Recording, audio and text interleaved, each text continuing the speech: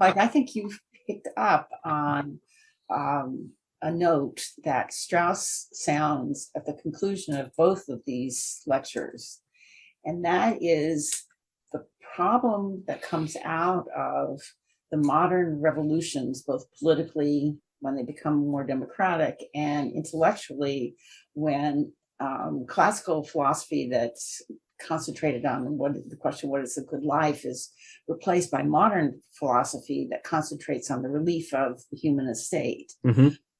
That these two, the political and the philosophical developments, both coincided in leading people to have unrealistic expectations for what education could do. So, and that goes under the title of the Enlightenment. So Strauss talks about our problems are the results, actually, our problems now of people having been convinced by our teachers that there could be a completely rational society. And so one of the things that Strauss thinks proper education, true education that would lead people to have better characters would be is to reduce those expectations.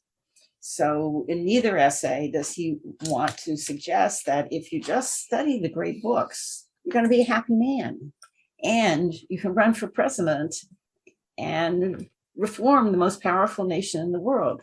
These are unreasonable expectations. And one of the good things about studying the history of philosophy and immersing oneself in the disagreements, and then looking at that philosophy in terms, as he does, of education, of its history, is, as he concludes in the Liberal Education and Responsibility essay, you can learn that Marx was a smart man and he got a better education than you did. And Nietzsche was another smart man and he got a better education than you did. But you know what?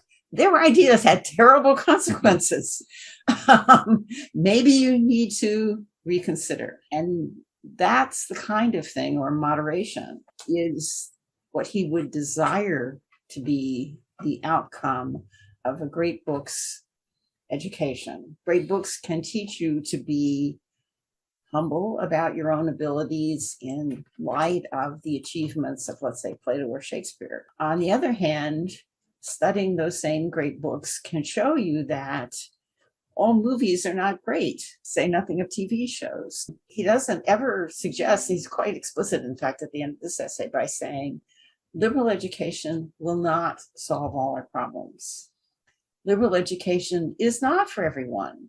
And that's not just because we're shutting people out or we're making it too expensive. If you made it free, not everybody would want to do this.